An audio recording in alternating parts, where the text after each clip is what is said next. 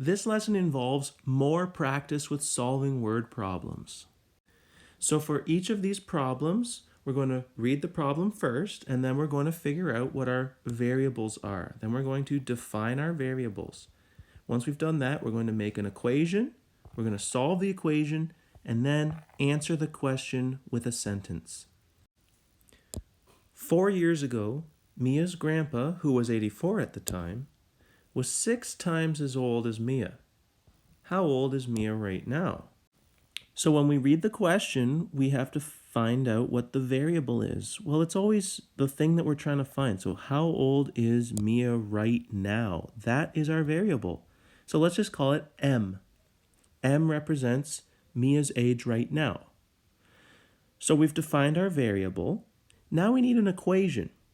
So now we need to piece together the information given.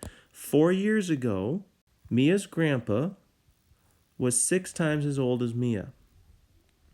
Okay, so her grandpa's age was 6 times her age, but it was 4 years ago. So it's going to be 6 multiplied by Mia's age 4 years ago. Well, how do we write that? Mia's age 4 years ago is just her age right now minus 4. So her grandpa's age was 6 times her age 4 years ago. 6 times m minus 4. Now we know his age was 84 at the time, so we have our equation. 84 equals 6 times m minus 4. So now we have an equation, and now we solve it. We've got brackets, we've got to get rid of the brackets, so we use our distributive property. Combine our like terms, and simplify, and solve, and now we have her age right now. Mia is 18 years old right now. The drama club sold 78 tickets and collected $536. Adult tickets were $8 each, and students paid $6 each. How many adult tickets were sold? So we read the question, how many adult tickets were sold? That is our variable. So let's let A represent the number of adult tickets sold. So we've defined our variable. Now we need an equation. And I'm going to build my equation based on this here. This is the amount of money that they collected. So think about, how are they making the money? Well, the amount of money they make is equal to the price per adult ticket times the number of adult tickets. And then they have to add the price per student ticket times the number of student tickets. And now we can just fill this in with what we know. We know the money collected was $536. We know the price per adult ticket was 8. We know the number of adult tickets was A. We know the price per student ticket is 6. But how many student tickets were there? Well, we get that from here. They sold 78 tickets. That's the total number of tickets. So that means the number of adult tickets plus the number of student tickets equaled 78. So if the number of adult tickets is A,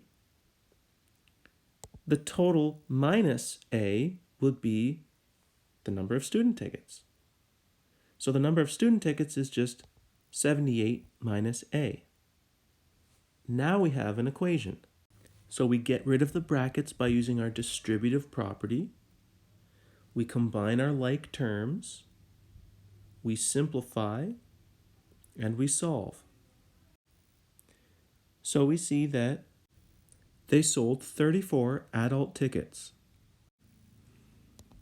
Peanuts sell for $5 per kilogram and pecans for $20 per kilogram. Declan wants to make a 30 kilogram mixture that will sell for $10 per kilogram. How many kilograms of pecans should be in the mixture? So we need to define our variable. It's asking how many kilograms of pecans. So let's just use P to represent the number of kilograms of pecans. Now, to make an equation, I'm going to do a very similar one to the previous example. I'm going to start with the total cost. So the cost is equal to the price per kilogram of peanuts multiplied by the kilograms of peanuts plus the price per kilogram of pecans times the kilograms of pecans. I just have to plug in what I know. What is the total cost? Well, it's a 30 kilogram mixture that sells for $10 per kilogram. So that's a total of $300. The price per kilogram for peanuts is 5. I don't know the kilograms of peanuts, but I know it's a 30 kilogram mixture, and P is the kilograms of pecans. So 30 minus P will be the kilograms of peanuts. The price per kilogram of pecans is 20, and the kilograms of pecans is P. So now I have my equation. I can use my distributive property to eliminate the brackets, collect like terms, simplify, and solve. So we see there are 10 kilograms of pecans in the mixture. Here's the last example for this lesson. Dan earns commission on his sales job at Best Buy.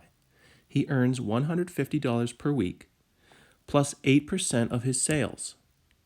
How much will he need to sell in order to earn $600 in a week? So if we read the question, how much will he need to sell? The variable is the amount of his sales. So let's use a letter.